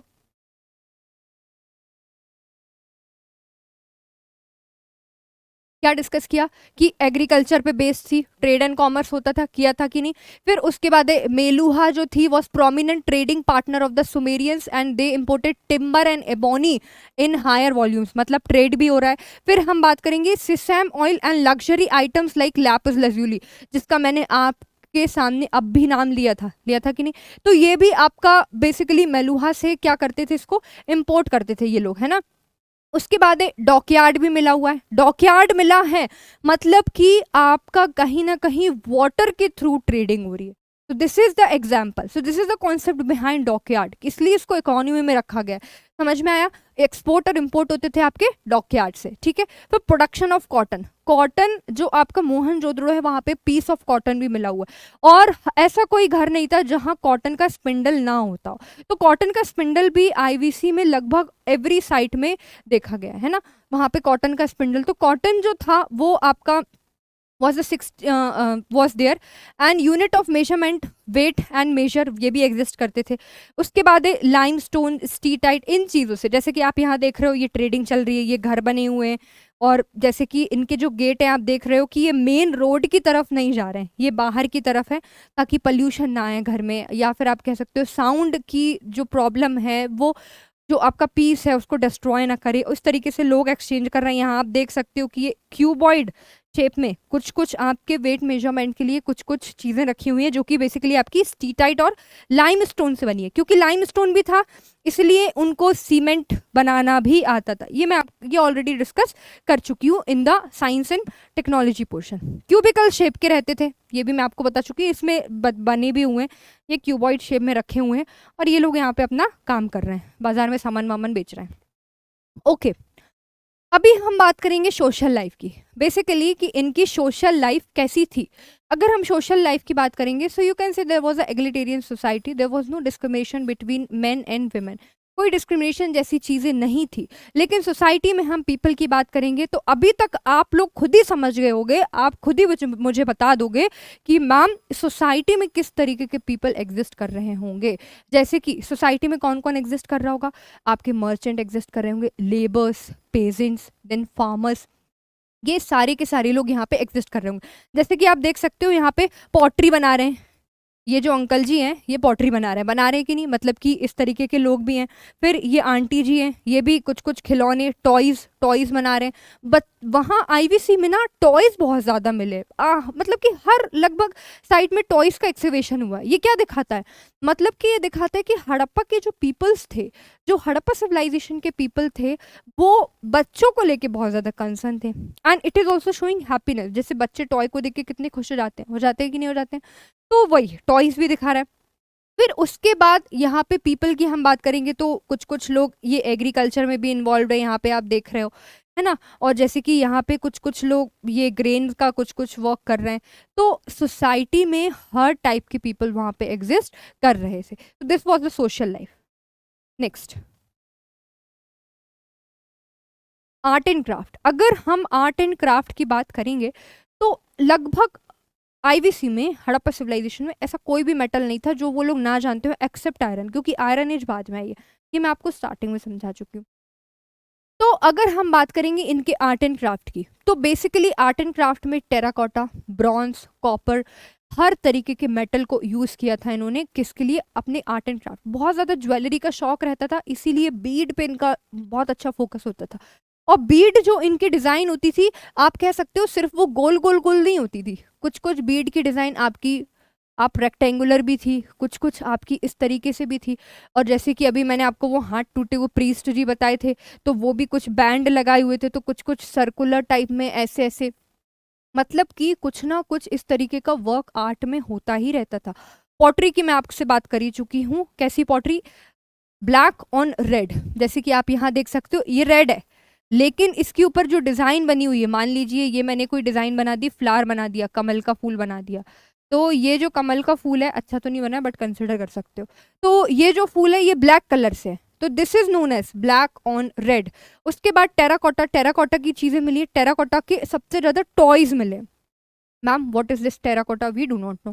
तो टेराकोटा इज नथिंग, जब क्ले को जब हम बर्न कर देते हैं, मिट्टी को जब जला देते हैं और उससे जो चीजें हम बनाते हैं, that is known as the materials of terracotta, that means the craft work of the terracotta. उसके बाद जॉन मार्शल, इनकी एक स्टेटमेंट है, आप ये देख सकते हैं, जिन्होंने जॉन मार्शल, इनका कहना है कि when I first saw them, I found it difficult to believe that they were prehistoric. These wonderful pieces of art made using the lost wax casting process dated thousands of years ago before the Greeks. मतलब कि आपके John Marshall तक बहुत ज़्यादा admired हैं कि भाई आखिरकार लॉस्ट वैक्स कास्टिंग प्रोसेस के थ्रू, ये जो मैम दिख रही है आपको, मतलब कि ये जो आपकी विमेन की आइडल फिगर दिख रही है, ये आपकी जो टेक्निक है वो लॉस्ट वैक्स कास्टिंग प्रोसेस से बनाई गई है। तो आप सोच सकते हो कि इतने पुराने समय, इतने साल पहले ये प्रोसेस भी चालू थी। तो दिस इज क्वाइट, आप कह सकते हो surprising for us, isn't it. तो इस तरीके से ये इनका आर्ट एंड क्राफ्ट है। आप सील में देख सकते हो, ये एनिमल, एनिमल के बहुत ज़्यादा सिंबल है, मैंने आपको बताया था। फिर उसके बाद ये मंकी जैसा कोई टॉयज दिख रहा है, टॉयज के बारे में हम ऑलरेडी डिस्कस कर चुके हैं। फिर उसके बाद यहाँ पे आपको दिख ही रहा होगा, ये कुछ पहनी हुई है, ज्वेलरी टाइप पहनी हुई है, पहनी हुई कि नहीं, बैंगल्स भी बनाते थे ये लोग, है ना, बैंगल्स के एविडेंसेस कालीबंगन से मिले हुए हैं। नेक्स्ट, अब हम बात करते हैं, हमने इकोनॉमी डिस्कस कर ली, पॉलिटिकल सिनेरियो डिस्कस कर लिया, सोशल लाइफ डिस्कस कर ली, जोग्राफिकल, है ना, उसकी ट्रेडिंग, सब कुछ डिस्कस कर लिया। लेकिन the extensive civilization which flourished about 4,700 years ago, what is the reason that it declined suddenly? And there are many historians who give support that it did not decline suddenly, it was a gradual decline. तो हम जानेंगे कि आखिरकार इसका decline कैसे हुआ। तो कई सारे लोगों का कहना है, जैसे कि एपिडेमिक वॉज द कॉज, ये किसने कहा था, केवीआर कैनेडी ने कहा था। फिर एक का कहना है कि वहाँ पे भाई टेक्टोनिक डिस्टर्बेंसेज आ गया, टेक्टोनिक डिस्टर्बेंसेज, ये जॉन मार्शल का कहना है। क्लाइमेट चेंज हो गया, फ्लड, जैसा कि फ्लड का तो आपने मूवी सबने देखी होगी मोहनजोदड़ो, तो उसमें दिखाया गया है कि जो आपका फ्लड है वो आ गया था, लेकिन मोहनजोदड़ो का मतलब क्या है, माउंट ऑफ डेड, वो फिर से भी बस भी गया था, है ना, वो दोबारा भी शहर बस गया था, तो फ्लड एक रीजन बताया। फिर सुदन अग्रवाल ने आपका बताया ड्राइंग ऑफ रिवर्स, आपकी रिवर्स ड्राई हो गई थी। The most accepted theory is invasion of the Aryans, Aryans का इन्वेजन हो गया था। समझ में आ रही कि नहीं। तो दिस इज हाउ जो आपकी इतनी बड़ी सिविलाइजेशन थी जिसे ऑल ओवर वर्ल्ड में लोग एडमायर करते हैं, वो इस तरीके से डिक्लाइन हुई। तो आप कह सकते हो this was not a sudden decline but it was a gradual decline. जैसे कि मैंने आपको यहाँ पे आपको जब मैं समझा रही थी, यस, तो डिक्लाइनिंग फेस आप देखो, मैंने सडन नहीं बताया है, तो सडन डिक्लाइन नहीं हुआ है, ग्रेजुअल डिक्लाइन हुआ है, धीरे धीरे डिक्लाइन हुआ है। कहीं पे अगर एपिडेमिक आ गया, कहीं पे आर्सन का केस हो गया, कहीं पे टेक्टोनिक डिस्टर्बेंस, कहीं पे फ्लड आ गया, आर्यन इन्वेजन हुआ, तो धीरे धीरे जो आपका बेसिकली आपके जो फेज है वो कैसे हो गया, ग्रेजुअली इट डिक्लाइन। तो ये आपका डिक्लाइनिंग फेज हो गया। तो ये हमारा किसके बारे में था, इंडस वैली सिविलाइजेशन के बारे में बेसिकली। अब हमारा जो नेक्स्ट टॉपिक है दैट इज वैदिक। हम बात करने वाले हैं कि आखिरकार आपके वैदिक एज की बात कर रहे हैं कि वैदिक एज में किस तरीके से हम आगे मूव करेंगे। तो वैदिक एज समझने से पहले आपको ये पता होना चाहिए, क्या पता होना चाहिए बच्चों, पता क्या होना चाहिए। तो वैदिक टेक्स्ट की अगर हम बात करेंगे वैदिक टेक्स्ट सबसे, अब हम जो हमारा जो टॉपिक है आईवीसी से, इंडस वैली सिविलाइजेशन से अब हटेंगे हम, और अब हम आएंगे वैदिक एज के इंपॉर्टेंट टॉपिक्स के ऊपर। तो वैदिक एज जो है, वैदिक जो टेक्स्ट है आपके, उसको बेसिकली 2 ब्रॉड कैटेगरीज में डिवाइड किया गया है, अर्ली वैदिक एज और आपका लेटर वैदिक एज। अर्ली वैदिक जो एज है आपका, अर्ली वैदिक एज कहाँ से कहाँ तक है, अगर हम ब्रॉडली बात करेंगे तो 1500 BC टू 1000 BC तक है, और आपका लेटर वैदिक एज की बात करेंगे तो 1000 BC से आपका 600 BC तक है। Letter Vedic as. सबसे पहले हम अर्ली वैदिक एज की बात करेंगे, उसके बाद then we will move to later Vedic age. तो सबसे पहले हम बात करते हैं कि भाई मैम आर्यंस आए कहाँ से थे। तो जो आपके आर्यंस हैं, हिंदू कुश माउंटेन, हिंदू कुश माउंटेन से खाइबर पास के थ्रू ये इन्होंने कहाँ पे एंटर किया था, इंडिया में एंटर किया था। और इंडिया में एंटर करने के बाद दे सब्जुगेटेड द पीपल, है ना। अगर हम बात करेंगे, इसी से आप थोड़ा सा कनेक्शन बैठाइएगा, इंडस वैली सिविलाइजेशन, अगर इंडस वैली सिविलाइजेशन के सारे ही लोग खत्म हो गए होते तो आर्यंस आके किसको सब्जुगेट करते। दिमाग लगा पा रही हो आप, पॉइंट्स को समझ पा रहे हो आप, मैं क्या कह रही हूँ। मैं ये कह रही हूँ आपसे कि अगर आपके आर्यंस का इन्वेजन हुआ और हम कहते हैं कि आर्यंस ने लोगों को सब्जुगेट किया, तो अगर आईवीसी पूरी तरीके से ही खत्म हो गई है तो उन्होंने किसको सब्जुगेट किया। तो इसका मतलब है कि हम कह सकते हैं कि आईवीसी के सारे पीपल जो हैं, जो वहाँ के लोग हैं, वो सभी खत्म नहीं हुए थे। उनमें से जो लोग बचे हुए थे उनको आर्यंस ने सब्जुगेट किया है और काफ़ी सारे लोग move towards the southern part of the Narmada, और वहाँ पर जैसे ही वो सेटल हुए उनको द्रविडियंस कहा जाने लगा। समझ में आया कि नहीं। और आपको जिस तरीके से पता है आर्यंस, आर्यंस की हम बात कर रहे हैं, आर्यंस जो बेसिकली आपके सेंट्रल एशिया से आए थे, मैक्स म्यूलर की theory is the widely accepted theory जो कि आर्यन इन्वेजन को बताती है। आर्यन जो हैं आपके काफ़ी ज़्यादा टॉल थे, वाइट थे, और आप कह सकते हो कि वेपन में भी काफ़ी ज़्यादा एक्सपर्टीज थे। तो आपके जो आर्यंस है, जो भी आपके ब्लैक पीपल थे, उनको वो लोग क्या कहते थे, Das and Dasyus. They called by the derogatory name, they called them by the derogatory name, that is Das and Dasyus. ठीक है ना। तो आपकी बेसिकली हम अभी जो बात करने वाले हैं वो आपकी किसकी बात करने वाले हैं, ऋग्वैदिक, अर्ली ऋग्वैदिक एज की। और अर्ली ऋग्वैदिक एज में मैंने आपको अभी बताया, क्या बताया, कि बेसिकली जो आर्यंस है वो हिंदू कुश माउंटेन से खाइबर पास से इंडिया में एंटर होते हैं and they try to subjugate the people. इसीलिए क्योंकि यहाँ पे तो काफ़ी ज़्यादा फ्लड वगैरह आ गए थे, और सब्जुगेट करने के बाद जो वो लोग जहाँ सेटल हुए तो वो आपका ये वाला रीजन था। समझ में आ रहा है कि नहीं, ये वाला बेसिकली, तो ये वाले रीजन में वो सेटल होते हैं। और सेटल होने के बाद वहाँ पे वो लोग क्या करते हैं, अपनी एक सिविलाइजेशन को फ्लरिश करते हैं। तो अभी हम जानते हैं थोड़ा सा brief introduction about early Vedic as के बारे में, थोड़ा सा ब्रीफ इंट्रोडक्शन जानेंगे। और वो ये है द सोर्स ऑफ इंफॉर्मेशन, इसकी जो आपकी सोर्स मिलती है हमें, बेसिकली किसकी सोर्स की बात कर रहे हैं हम, ऋग्वैदिक की, वो हमें ऋग्वेदा से ही मिलती है। This is the literature of Rigvedic as.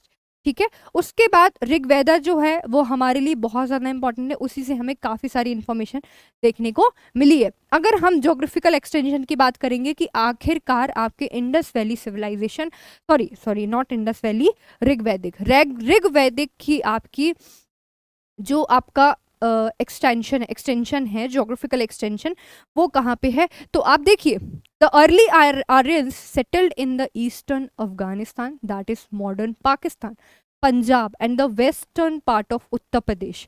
तो मैंने आपको अभी बताया खाइबर पास से ये एंटर हुए, खाइबर पास से एंटर होने के बाद ये वाले रीजन में, नॉर्थ वेस्ट वाले रीजन में सेटल हो गए। तो यहाँ पर उनका बेसिकली आप कह सकते हो कि उनकी जो सिविलाइजेशन थी, जो ऋग्वैदिक सिविलाइजेशन नहीं कह सकते, जो ऋग्वैदिक एज थी, जो वहाँ के लोग थे, वो आपके कहाँ पे, अफगानिस्तान, मॉडर्न पाकिस्तान, पंजाब एंड थोड़ा सा पार्ट ऑफ उत्तर प्रदेश, यहाँ पर ये लोग सेटल हो गए। और ये जिस रीजन में सेटल हुए उसको हम कहने लगे Sapta Sindhava, the Indus and the 5 tributaries of Saraswati. ये जो सरस्वती है ये घग्गर नदी है, बेसिकली इसको आइडेंटिफाई किया गया है घग्गर रिवर के साथ। समझ में आया कि नहीं, I hope the points are clear to you. Next, अभी हम आगे चलेंगे पॉलिटिकल ऑर्गेनाइजेशन। आखिरकार हम समझने की कोशिश करेंगे कि इनका पॉलिटिकल ऑर्गेनाइजेशन कैसा है। उसके पहले जैसे कि आपने ये देखा, मैं आपको दिखा रही थी, ये किस तरीके से ऐसे हॉर्स और ये सब चीज़ों को लेके आए हुए हैं, आए कि नहीं आए। पॉलिटिकल ऑर्गेनाइजेशन, पॉलिटिकल ऑर्गेनाइजेशन में हम, जैसे मैं आपको आईवीसी में बता रही थी कि सबसे पहले तो हम किंग की बात करते हैं। सबसे पहले आप ये समझिए कि जो आपका अर्ली ऋग्वैदिक एज है, अर्ली ऋग्वैदिक एज में जो आपकी मोस्ट इंपॉर्टेंट कमोडिटी जिसको माना गया है, दैट वाज काउ। काउ को बहुत ज़्यादा इंपॉर्टेंट माना गया। अगर आपकी काउ बहुत ज़्यादा इंपॉर्टेंट है माय डियर स्टूडेंट, अगर आपकी काउ इंपॉर्टेंट है, काउ इंपॉर्टेंट है, तो जितने भी आपके वॉर होते थे वो किसके लिए होते थे, काऊ के लिए। क्यों? क्योंकि अगर आप मान लो आपके लिए पैसा इंपॉर्टेंट है, तो आप पीएससी की तैयारी कर रहे हो, तो this is a war for you, आप कह सकते हो। तो आप पीएससी की तैयारी कर रहे हो या अदर एग्जाम की तैयारी कर रहे हो आप, तो आप क्यों कर रहे हो? क्योंकि आपको पैसे चाहिए, क्योंकि वो आपके लिए इंपॉर्टेंट है। मे बी बहुत सारे लोगों के लिए नहीं हो, डोंट माइंड इट। तो मैं जस्ट एक एग्जाम्पल दे रही थी, तो उनके लिए काऊ बहुत ज़्यादा इंपॉर्टेंट कमोडिटी थी। तो काऊ इंपॉर्टेंट थी, तो इसीलिए जितने भी वॉर होते थे वो काऊ के लिए होते थे। तो यहाँ पर आप एक चीज़ को समझने की कोशिश करेंगे कि यहाँ पर एक जो बेसिकली जो पीपल थे उनको ट्राइब कहा जाता था, और उनके लिए शब्द का यूज हुआ है जन। किस शब्द का यूज हुआ है? जन शब्द का यूज हुआ है। तो यहाँ पे थोड़ा सा हम डिटेल में डिस्कस करते हैं इस चीज को। बेसिकली मान लीजिए ये आपके ग्रुप ऑफ पीपल है, यहाँ पे आपके ग्रुप ऑफ पीपल है, मतलब कि ये ट्राइब है, और इस ट्राइब को बेसिकली किस नाम से डिनोट किया गया है? तो जन नाम से डिनोट किया है। ये आपके जन है, ठीक है ना। अब इन्हीं जन में से लोगों ने एक किसी पर्सन को सिलेक्ट कर दिया, तो वो आपका क्या बन गया? वो आपका क्या बन गया? यहाँ आप देखिए जरा, वो आपका क्या बन गया? राजन, किंग बन गया, ठीक है ना। किंग मतलब कि राजन, इसको नाम दिया है राजन। अब क्योंकि यहाँ पर, अब आप थोड़ा सा दिमाग लगाइए, जैसे मैंने आपको बताया, क्योंकि यहाँ पे आपकी जो इम्पोर्टेंट कमोडिटी है वो क्या है? काऊ। काऊ है, मतलब कि इनके लिए लैंड इंपॉर्टेंट कमोडिटी नहीं है। क्योंकि लैंड इंपॉर्टेंट कमोडिटी नहीं है, इसलिए जो आपका राजा है वो इंपीरियलिस्ट पॉलिसी को नहीं अपनाएगा। इंपीरियलिस्ट पॉलिसी मतलब कि एक्सपेंशन नहीं करेगा। उसका काम क्या होगा? काऊ को प्रोटेक्ट करना। उसका काम क्या होगा? जन को प्रोटेक्ट करना, मतलब कि पीपल जो ग्रुप है उसको प्रोटेक्ट करना। समझ में आया कि नहीं? तो पॉलिटिकल ऑर्गेनाइजेशन में आपका राजा तो था ही, लेकिन उसका काम जो था वो इंपीरियलिस्ट पॉलिसी को नहीं अपनाया था। एक्सपेंशन उसका काम नहीं था। उसका काम क्या था? उसका बेसिकली काम क्या था? तो आपके किसको प्रोटेक्ट करना? तो जन को प्रोटेक्ट करना, ट्राइब को प्रोटेक्ट करना। आई यू गेटिंग माई पॉइंट? दूसरी बात, हम पॉलिटिकल की बात करेंगे तो आप देख सकते हो कि यहाँ पर आपकी चार चीजें हमें देखने को मिली थी: सभा, समिति, विधत एंड गण। सभा, समिति, विधत एंड गण। तो आपकी जो सभा समिति, जो सभा थी, बेसिकली सभा जो थी उसको एलाइड ग्रुप्स अटेंड करते थे। समिति में लगभग सारे ग्रुप्स उसको अटेंड करते थे विथआउट डिस्क्रिमिनेशन। चाहे आपका मर्चेंट क्लास हो, कोई भी पीपल हो, विमेन हो, कुछ भी हो, सब लोग उसको अटेंड करते थे, ठीक है ना। तो उस अगर विधत की हम बात करेंगे तो अर्लीस्ट जो सबसे पहले उनकी जो बेसिकली आप पॉलिटिकल मीटिंग थी उसको विधत कहते थे हम। तो यहाँ पर पॉलिटिकल चीज में हमें एक और देखने को एक और चीज इंपॉर्टेंट देखने को मिली कि विमेन को डिप्राइव नहीं किया गया था इस चीज से, सभा और समिति में पार्ट लेने से। तो दैट मीन्स एक बहुत अच्छी बात हमें ये देखने को क्या मिली कि women was also the part of decision making in the political organization in the early Vedic age. तो आप कह सकते हो कि अर्ली वैदिक एज काफी ज्यादा लिबरल था, बहुत लिबरल था कि नहीं? विमेन को भी पार्टिसिपेशन मिल रहा है, बिल्कुल मिल रहा है। तो और जो राजा था उसकी कोई एम नहीं थी कि वो वॉर करे, उसका काम था सिर्फ प्रोटेक्ट करना। तो ये भी बहुत ही बढ़िया बात है। उसके बाद हम बात करेंगे किसकी?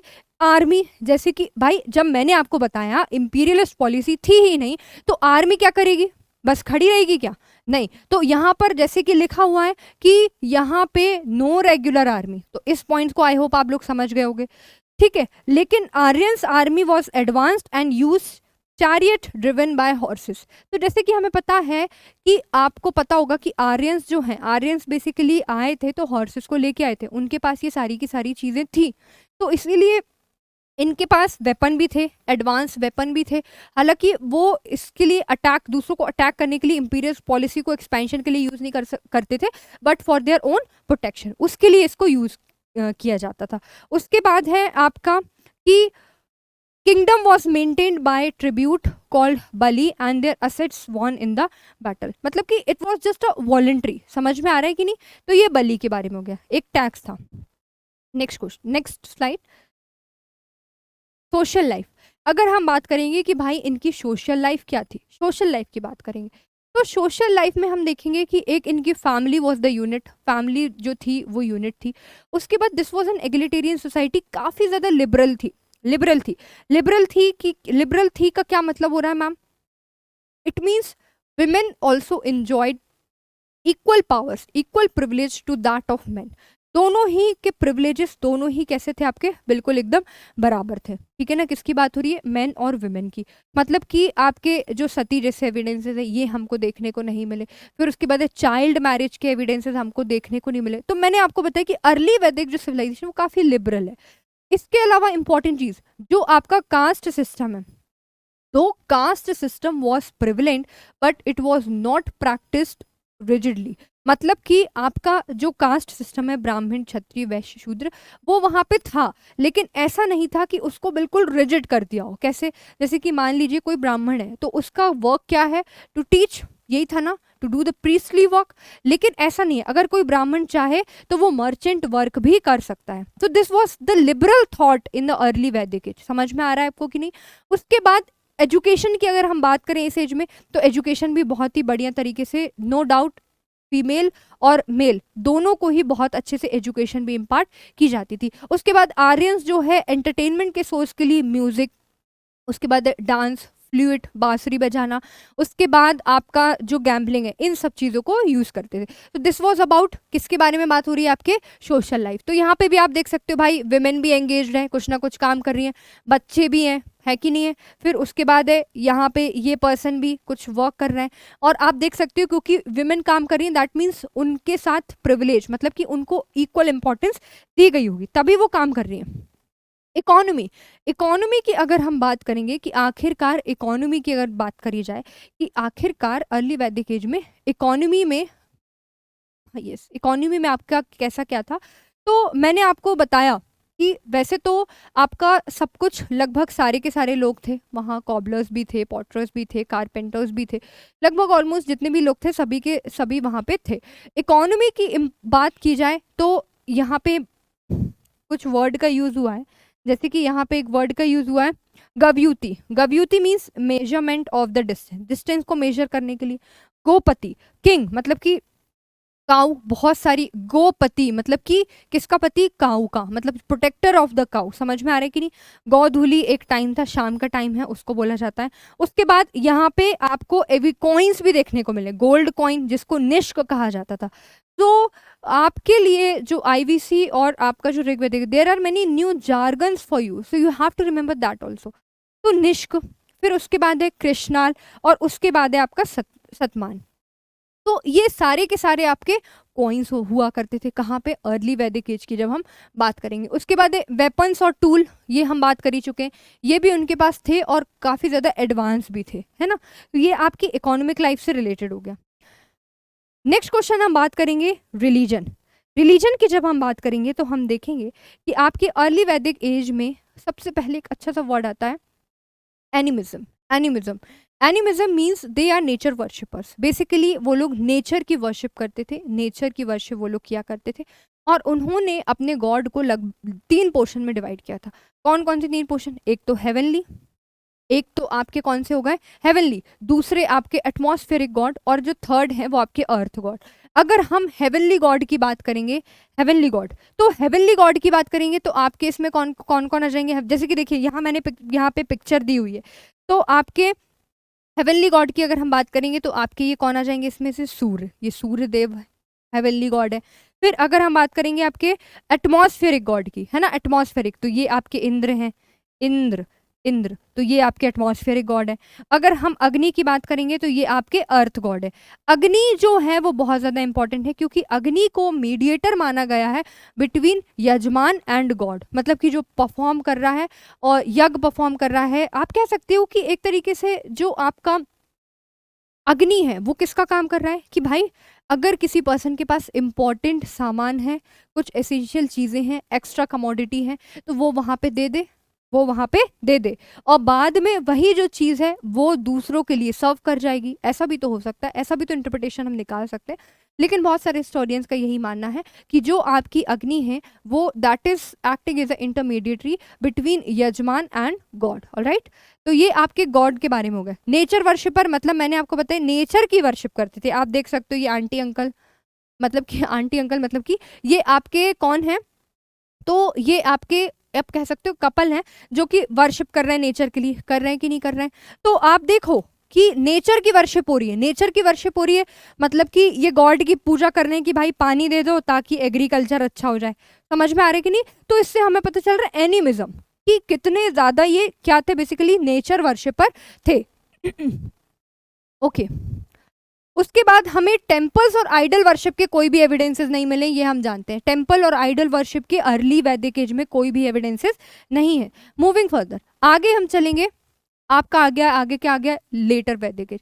लेटर वैदिक एज आ गया है, इसमें हम बात कर रहे हैं आपके basically geographical extension. Geographical extension की बात करेंगे तो हमने डिस्कस किया कि आपका ये वाला जो पोर्शन है ये आपका अर्ली वैदिक एज का है, अर्ली वैदिक एज।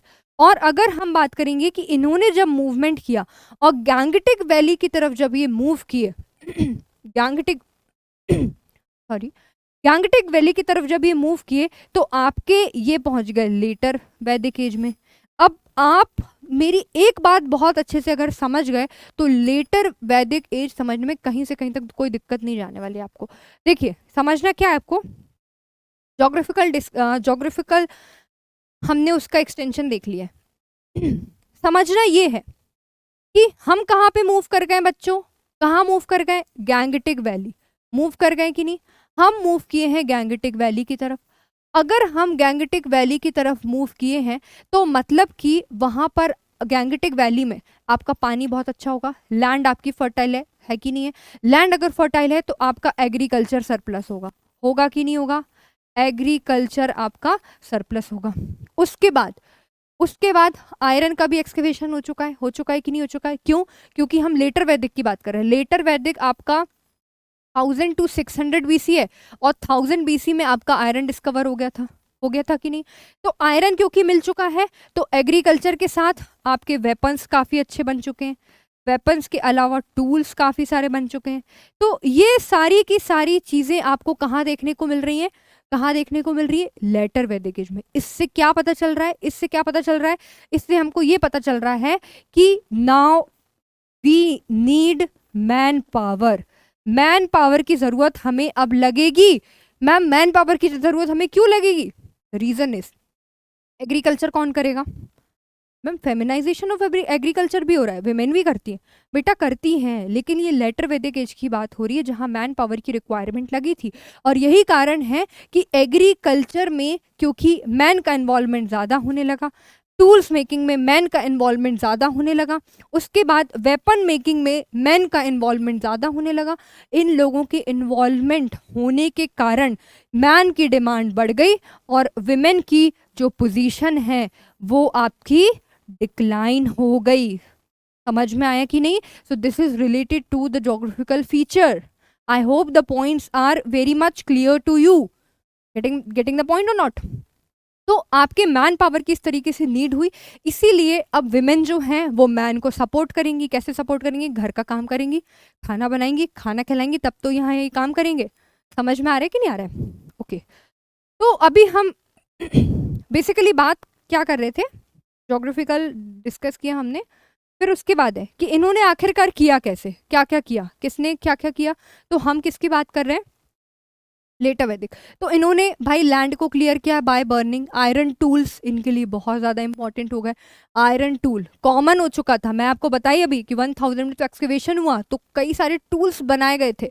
उसके बाद हम बात करेंगे कि इनकी जो विधा और कई सारी सिटीज़ जो है वो इमर्ज हुई, कौन सी, जैसे कि विदेहा, कौशमी, काशी, अयोध्या, हस्तिनापुर, इंद्रप्रस्थ। और धीरे धीरे जो आपकी सिटीज़ इमर्ज हुई वो बाद में जाके किस नाम से जानी गई, महाजनपद। वो हम बाद में डिस्कस करेंगे, अभी we will be discussing about other things. Political organization. अब देखिए अगर पॉलिटिकल ऑर्गेनाइजेशन की बात हो रही है तो जैसा मैंने बताया अर्ली वैदिक एज में जहां उनका मेन एम एक्सपेंशन नहीं था, लेकिन यहाँ उनका मेन एम जो है वो एक्सपेंशन है। अगर उनका मेन एम जो एक्सपेंशन है तो जो ट्राइबल सेटलमेंट है, ट्राइबल सेटलमेंट आपका रिप्लेस हो चुका है, किस चीज़ से रिप्लेस हो चुका है, it has been replaced by strong kingdom. मतलब कि अब आपका जो सेटलमेंट है, ट्राइबल पीपल हैं, वो आपके स्ट्रॉन्ग किंगडम से रिप्लेस हो चुके हैं। अब जो किंग की पावर है वो कैसी हो चुकी है, बढ़ चुकी है, किंग की पावर बढ़ चुकी है, क्योंकि अब एक्सपेंशन होने वाला है। तो किंग को क्या बोला गया, सम्राट, और उनकी इंपॉर्टेंस भी बढ़ गई। लेकिन असेंबली जो है, मतलब कि आपको पता है सभा और समिति डिक्लाइन हो गए थे, हो गए थे नहीं, हो गए थे कि नहीं, क्यों हो गए थे, क्योंकि पहले इसीलिए होते थे क्योंकि सब लोगों की जो डिसीजन है उसको, उसके इनपुट को लिया जाता था, उसको कंसिडर किया जाता था, उसको क्रेटर किया जाता था। लेकिन क्योंकि अब किंग की इंपॉर्टेंस बढ़ गई है, किंग की इंपॉर्टेंस ज्यादा बढ़ गई है, तो इसीलिए सेंट्रल अथॉरिटी स्ट्रांग हो गई है, इसीलिए लोअर अथॉरिटी को खत्म कर दिया गया। Getting my point. अभी आप पूछोगे कि मैम क्यों डिक्लाइन हुआ, तो आपको शायद समझ में आ गया क्यों डिक्लाइन हुआ। तो इसीलिए आपकी जो आप कह सकते हो असेंबलीज है वो डिक्लाइन हो गई, विमेन को इसका पार्ट नहीं बनाया गया, तो विमेन की पोजीशन तो ऑलरेडी डिक्लाइन है, हो चुकी है कि नहीं, तो इसीलिए विमेन भी इसका पार्ट नहीं है। उसके बाद अगर हम बात करेंगे सभा एंड समिति, अभी डिस्कस किया sabha and samiti was not powerful to check the power, क्यों, क्योंकि सेंट्रल अथॉरिटी ज्यादा स्ट्रांग हो गई है, पीपल उतने स्ट्रांग अब नहीं रहे। रेगुलर आर्मी, क्योंकि अब एम एक्सपेंशन है तो अब आर्मी भी होगी, regular army was maintain for the protection of kingdom, पहले काऊ थी अब आपका रिप्लेस हो चुका है किंगडम से। I hope the points are clear. उसके बाद ऑफिशियल्स, भाई अकेले किंग तो एक्सपैंड नहीं करेगा, ऑफिशियल्स होंगे कि नहीं, बिल्कुल होंगे। तो ऑफिशियल्स में आप देख लो पुरोहित, प्रीस्ट, पुरोहित की बात कर रहे हैं तो आपका भागदूग मतलब कि टैक्स कलेक्टर जो आपका टैक्स, फिर है आपका संग्रहिता मतलब कि ट्रेजरर जो आपके ट्रेजरर, फिर उसके बाद आपका commander in chief that is सेनापति। तो ये सारी की सारी चीजें आपकी पॉलिटिकल ऑर्गेनाइजेशन में आ जाएंगी। फिर हम बात करते हैं social life. Social life in early Vedic age, I have told you that though the caste system was prevalent but not practiced rigidly, but in later Vedic age, caste system prevalent and was practiced rigidly. समझ में आया कि नहीं, मतलब कि अगर हम social life की बात करेंगे तो सोसाइटी को 4 पोर्शन में डिवाइड कर दिया गया था, ब्राह्मण, क्षत्रिय, वैश्य एंड शूद्र। और अगर हम विमेन की बात करेंगे तो विमेन का जो स्टेटस है वो कंप्लीटली डिक्लाइन हो चुका है, बिल्कुल डिक्लाइन हो चुका है, समझ में आया। उसके बाद आश्रम सिस्टम की भी यहाँ पे बात हुई है, ब्रह्मचार्य, गृहस्थ, वानप्रस्थ और संन्यास, मतलब कि जो लोग हैं वो अब अपनी लाइफ को डिवाइड कर रहे हैं and they are also contributing the moments of their life in specific work. जैसे कि ब्रह्मचार्य में अलग वर्क होगा, गृहस्थ मतलब कि फैमिली से इन्वॉल्वमेंट होगा, संन्यास दैट इज पार्शियल रिटायरमेंट, और उसके बाद आपका मोक्ष है ना। तो ये सारी की सारी चीजें आप देख सकते हो बिल्कुल अलग फॉर्म ले चुकी। सोसाइटी में यज्ञ परफॉर्म होने लगे, बहुत ज्यादा यज्ञ परफॉर्म। उसके बाद एक गोत्र का एस्टैब्लिशमेंट हो गया, इंस्टीट्यूशन ऑफ गोत्र वॉज एस्टैब्लिश, मतलब कि गोत्र आप कह सकते हो कि कास्ट एंडोगैमी बट गोत्र एक्सोगैमी, मतलब कि कास्ट सिमिलर कास्ट में शादी हो सकती है लेकिन सेम गोत्र में शादी नहीं हो सकती है। तो ये आपका लेटर वैदिक एज से आया, समझ में आया कि नहीं। ये आप देख सकते हो, ब्राह्मण आपके प्रीस्ट हैं, फिर क्षत्रिय, क्षत्रिय बेसिकली आपकी वॉरियर क्लास है, वैश्य, वैश्य जो हैं आपके मर्चेंट्स हैं, फिर शूद्र जो हैं वो आपके अनस्किल्ड वर्कर्स, इनको बेसिकली माना गया है। और यहाँ पे आप इनके इमेजेस भी देख सकते हैं, priest, Kshatriya, then Vaishya and then Shudra. I hope the points are clear. Next economic life की हम बात करेंगे। इकोनॉमी की बात करेंगे तो इकोनॉमी में ज्योग्राफी को आप देखिए, आयरन मिला है, वेपन्स बनेंगे कि नहीं, टूल्स बनेंगे कि नहीं बनेंगे, तो आपकी मेटल से कई सारी चीजें बन रही, कॉइन्स बनेंगे कि नहीं बनेंगे, बिल्कुल कॉइन्स भी बनेंगे। तो आप देखिए उसके बाद एग्रीकल्चर था कि नहीं, बिल्कुल एग्रीकल्चर था। तो आप इस चीज को समझने की कोशिश करिए कि इकोनॉमी में आपके कितने सारे पैरामीटर्स आ जाएंगे। तो इकोनॉमी में हम देखेंगे जैसे कि nishka replaced cow as a unit of value, पहले काउ इंपॉर्टेंट थी, अभी इनके पास कॉइन आ गया है निष्क, निष्क कॉइन आ गया है। उसके बाद हम देखेंगे कि यहाँ पर किस तरीके के कॉइन बनते थे, कॉइन किस तरीके के, तो टिन, लेड, सिल्वर, ये सारे के सारे with the use of iron.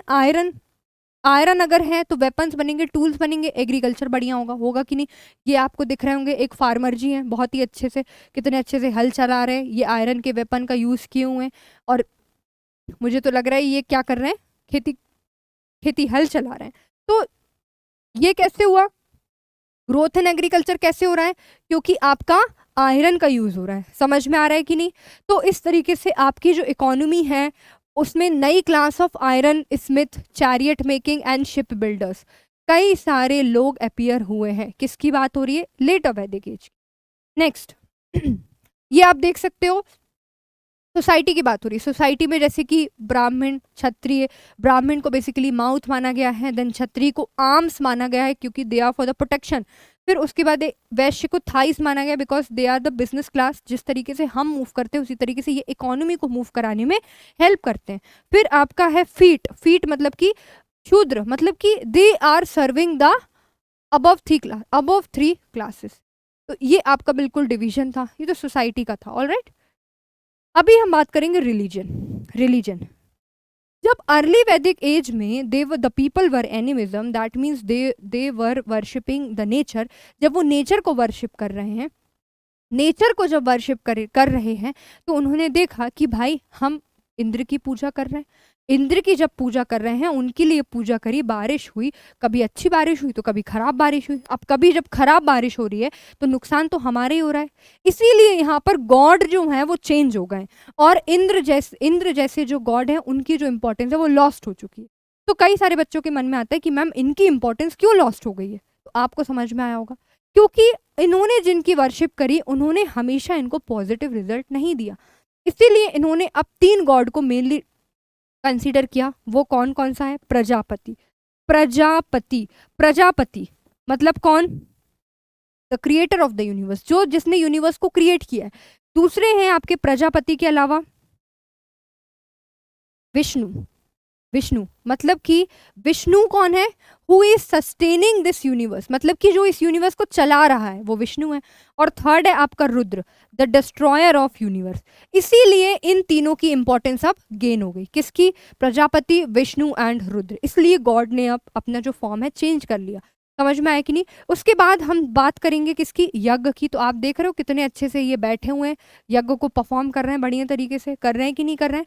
उसके बाद ये पंडित जी ज्ञान भी बांट रहे हैं, रिलीजियस ज्ञान दे रहे हैं भाई सबको कि भाई ये चीज़ें हैं वैदिक एज में, ये चीज़ें नहीं है। फिर जैसे मैंने आपको बताया Indra, Varuna, Surya, Agni lost their importance.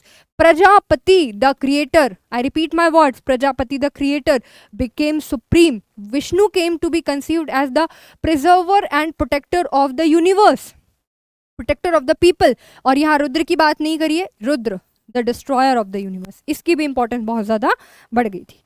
Next फिर हम बात करेंगे position of women. Position of women पहले ही मैं आपको समझाती थी, डिग्रेड हो चुकी है पूरी तरीके से। पोजीशन ऑफ वुमेन जो है वो डिक्लाइन हो चुकी है लेटर वैदिक एज में। उनकी जो राइट टू एजुकेशन है, राइट टू एजुकेशन उसको डिनाइड नहीं किया गया था, राइट टू एजुकेशन कंटिन्यू थी, लेकिन पोजीशन डिक्लाइन हो गई। कैसे हमको पता चलता है? भाई सभा समिति में पहले जाती थी, अब नहीं जा रही है। पहले उनका हर चीज़ में रोल रहता था, पॉटरी मेकिंग में, इसमें उसमें, अब नहीं है। तो ये पोजीशन ही तो डिक्लाइन है कि नहीं है? तो ऐतर्य ब्राह्मण क्या कहते हैं? ये कहते हैं कि daughter is the source of mystery but son is the protector of family. तो इनकी लाइन से हमको पता चलता है कि भाई जो लड़कियां हैं उनकी पोजीशन क्या रही होगी। फिर मैत्रेयानी, इन्होंने क्या कहा? देयर आर 3 इविल, 3 इविल हैं। लिकर, ये तो मैं भी मानती हूँ। डाइस, ठीक है, बट विमेन, ये तो मैं बिल्कुल नहीं मानती। ये कैसे? तो आप देख सकते हो इन चीज़ों से हमें पता चलता है कि पोजीशन, जो विमेन की पोजीशन है वो काफ़ी ज़्यादा डिक्लाइनिंग फेस में है। फिर उसके बाद है बृहदरण्यक उपनिषद। इन्होंने क्या कहा है? Yajnavalkya Gargi dialogue proof that some women got higher education. इसीलिए हमने यहाँ पे बात करी थी कि राइट टू एजुकेशन डिनाइड नहीं किया गया है, क्योंकि यहाँ पे हमें कुछ कुछ एजुकेटेड विमेन भी देखने को मिली हैं। समझ में आए कि नहीं? अगर हम वैदिक लिटरेचर की बात करेंगे तो ये जो वैदिक लिटरेचर है ये मैं आपको थोड़ा सा ब्रीफ में बताऊंगी, जो इसके डिटेल की चीज़ें हैं वो हम प्री की सीरीज में डिस्कस करेंगे। तो आपकी है श्रुति। श्रुति मतलब जो सुना गया हो, है ना, विच इज हर्ड। और दूसरा है आपका क्या? दूसरा क्या है? स्मृति। स्मृति मतलब कि जो आपका एनालिसिस वाला पोर्शन है, जिसको रिमेंबर किया गया है। तो श्रुति में आपके वेदास आ जाते हैं, ब्राह्मणास आ जाते हैं, अरण्यक आ जाते हैं, उपनिषद आ जाते हैं। तो वेदास में आप सभी जानते हैं 4 वेदा है, ऋग्वेद, सामवेद, यजुर्वेद, अथर्ववेद। और इन्हीं से हमें आपकी ऋग्वैदिक लाइफ के बारे में पता चलता है कि भाई ऋग्वैदिक लाइफ आपकी कैसी रही होगी। अगर हम बात करेंगे किसकी? रिमेंबर्ड की, मतलब कि हम स्मृति की बात करें तो स्मृति में आपके कौन से आ जाएंगे? वेदांग, पुराण, उपवेद, एपिक, तंत्रास, और यहाँ पे आ जाएंगे धर्मशास्त्र। ये सारी की सारी चीज़ें जो हैं हम ये डिटेल में डिस्कस करेंगे प्री वाली सीरीज में। समझ में आए कि नहीं? Okay, so this was our session and इस हिसाब से with the last topic of our later Vedic age our series comes to an end. और कल हम इसी तरीके से इम्पॉर्टेंट टॉपिक्स को डिस्कस करने वाले हैं जो आपके मेंस एग्जामिनेशन में पूछे जा सकते हैं। So this is all about today. I hope you find it useful. Thank you everyone.